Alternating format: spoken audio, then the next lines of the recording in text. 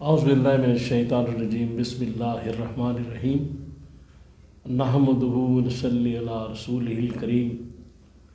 انتہائی قابل احترام سامعین اور مجھ سے اچھے لوگوں، السلام علیکم ورحمۃ اللہ وبرکاتہ۔ آج کا جو موضوع بڑا نازک ہے، میاں بیوی کے باہمی حقوق۔ تو گزارش یہ ہے کہ سب سے پہلی بات کہ عورت کے حقوق کیا ہیں، بیوی کے حقوق کیا ہیں۔ اس میں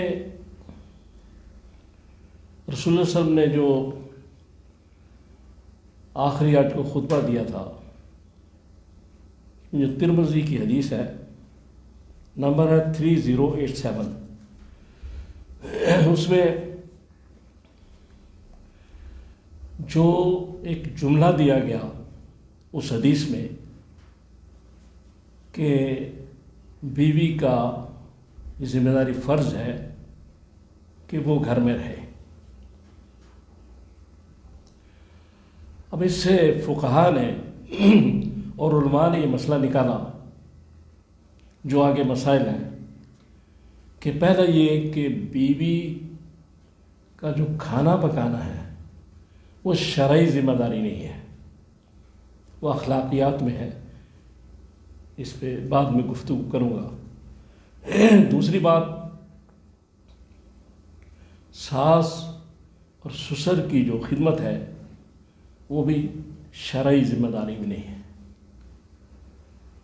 اور تیسرا، بیوی کے جو حقوق ہے اس میں خاوند کے ذمہ ہے کہ اسے علیحدہ جیب خرچ، پاکٹ منی دے۔ اور چوتھی بات یہ ہے، یہ بخاری کی حدیث ہے 5204 نمبر، اس میں کہا گیا کہ بیوی کو مار پیٹ نہ کرو، بیوی کو مارنا بد اخلاقی ہے۔ یہ تو موٹے موٹے وہ اصول اور قانون جو فقہاء نے اور علماء نے تعین کیے ہیں اس حدیث کی روشنی میں۔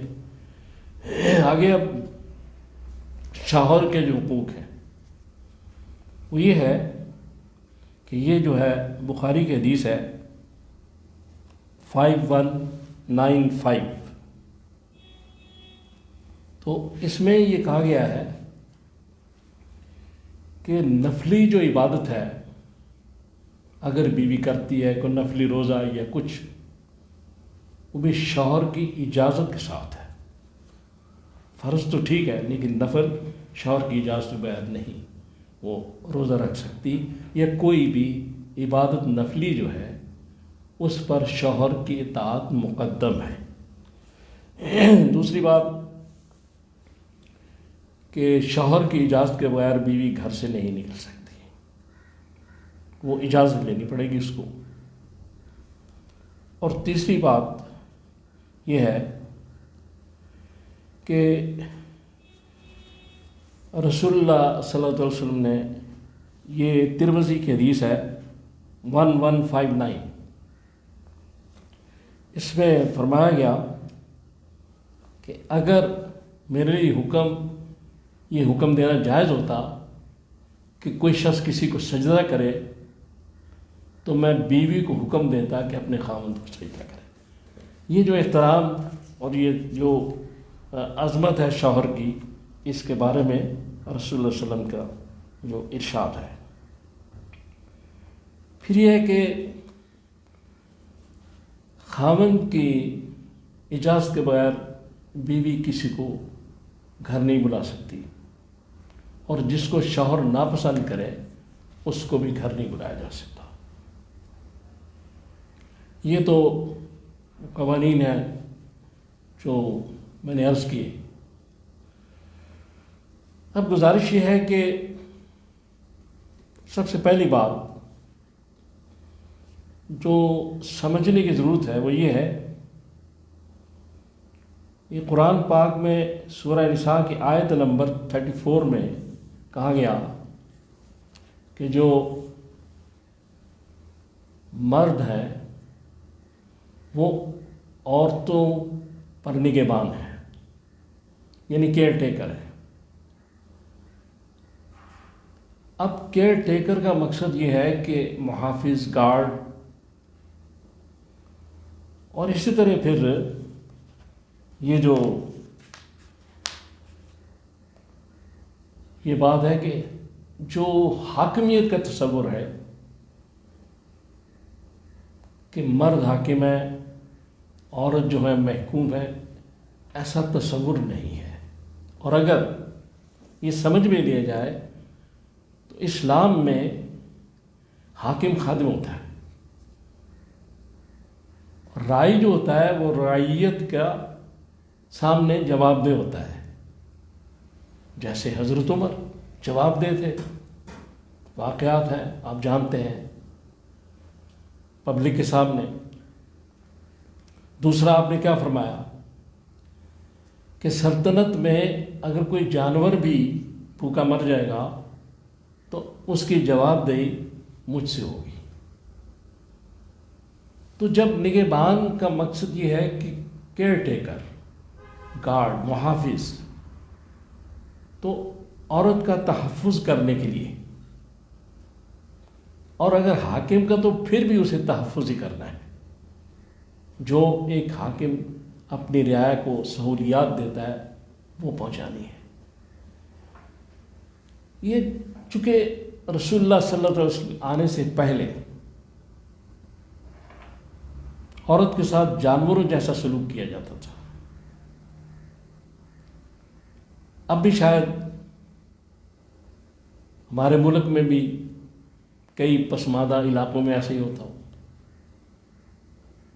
تو رسول اللہ صلی اللہ تعالیٰ علیہ وآلہ وسلم نے یہ ساری باتیں اس لیے فرمائی کہ عورت بھی انسان ہے، مرد بھی انسان ہے، دونوں کو باہمی اتفاق اور محبت سے ایک فیملی، ایک گھر کی گاڑی چلانی ہے جس کے دونوں پہیے ہیں۔ اس میں ایک میں اگر ہوا کم ہو جائے گی، ایک میں زیادہ ہو جائے گی تو کام خراب ہو جائے گا، پھر امبیلنس ہو جائے گا۔ اب یہ مسئلہ کہ کھانا پکانا، تو کھانا پکانا شرعی ذمہ داری تو نہیں، لیکن اخلاقیات کے لحاظ سے، اخلاقی طور پر جو عورت کھانا پکاتی ہے اس کا بہت زیادہ اجر ہے۔ جو بہو، ساس، سسر کی خدمت ماں باپ سمجھ کے کرتی ہے اس کا بہت اجر ہے۔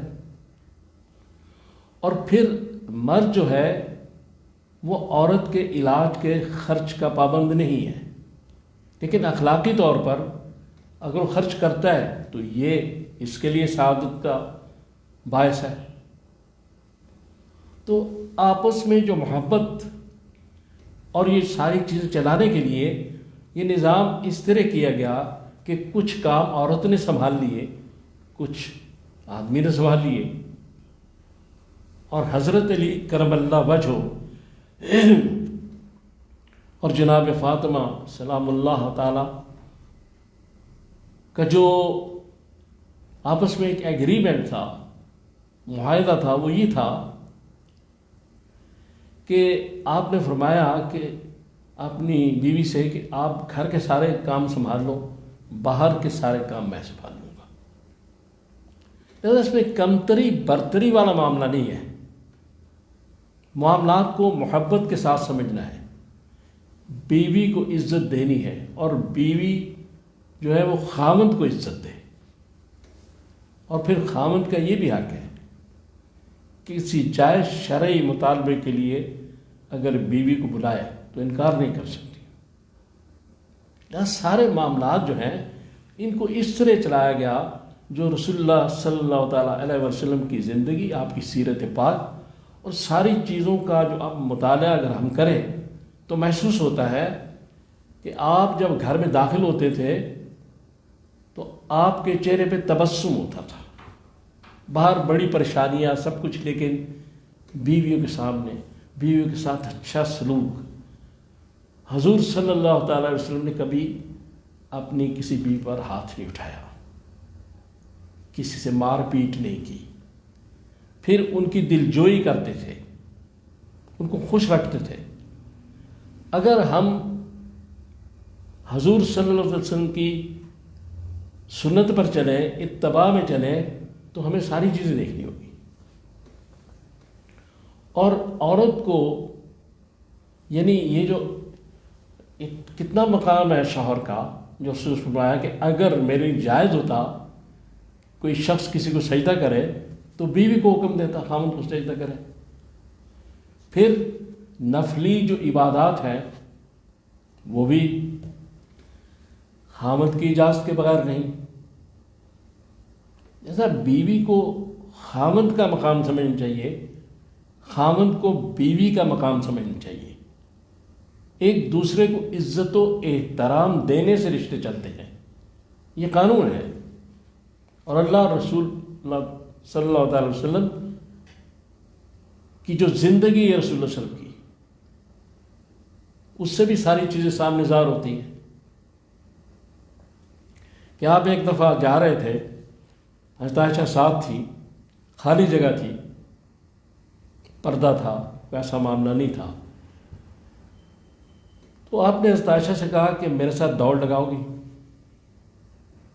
تو حضرت عائشہ نے کہا ہاں یا رسول اللہ ٹھیک ہے۔ تو آپ نے دوڑ لگائی۔ حضرت عائشہ ذرا جوان تھی تو وہ آگے نکل گئی۔ اس کے کافی دیر بعد پھر ایک موقع آیا تو رسول اللہ صلی اللہ علیہ وسلم نے کہا کہ عائشہ دوڑ لگاؤ گی میرے ساتھ؟ ان کا ہاں یا رسول اللہ۔ تو اس دوڑ میں چونکہ عائشہ کا ذرا جسم بھاری ہو گیا تھا، رسول اللہ صلی اللہ علیہ وسلم آگے نکل گئے۔ تو آپ نے کیا فرمایا کہ عائشہ یہ میری اس شکست کا جواب ہے۔ تو یہ محمد رسول اللہ صلی اللہ تعالیٰ علیہ وسلم جن کے لیے کائنات بنی، جن کے لیے سب کچھ ہوا، جو یعنی رسولوں کے امام ہیں، انبیاء کے امام ہیں، اللہ کے بعد انتہائی محترم ہستی، وہ بھی اپنے بیوی کو خوش رکھنے کے لیے اس کے ساتھ دوڑ لگا رہا ہے۔ تو معاملات کو ہمیں سمجھنا ہے، ایک دوسرے کی عزت، باہمی احترام، محبت، اور اگر یہ انڈرسٹینڈنگ آپس میں ڈیولپ ہو جائے، اور اگر رشتہ اس طرح قائم ہو جائے کہ عزت پر قائم ہو، تو پھر اس کا نتیجہ یہ ہوتا ہے کہ بچوں پہ اچھے اثرات پڑتے ہیں۔ باقی میں نے علماء کے جو سارے باتیں بتائیں آپ کے سامنے پیش کر دی۔ آگے میں ہی چاہتا ہوں کہ اگر مجھ سے کوئی چھوٹی موٹی ایسی ویسی بات ہوگی تو نہ خواتین ناراض ہوں اور نہ حضرات ناراض ہوں، چونکہ میں نے تو ایک شرعی اور قانونی جو معاملات ہیں ان کو پیش کیا ہے، تو میں نے کسی کی حمایت نہیں کی، اس لیے پیش کی اس بات کی معافی چاہتا ہوں کہ مجھ سے ناراض نہ ہوئیے گا۔ اللہ تعالیٰ سے دعا کریں اللہ تعالیٰ مجھے اور آپ کو اپنے حفظ و ایمان میں رکھے۔ صلی اللہ تعالیٰ علی خیر خلقہ محمد و آلہ و اصحابہ اجمعین برحمتک یا ارحم۔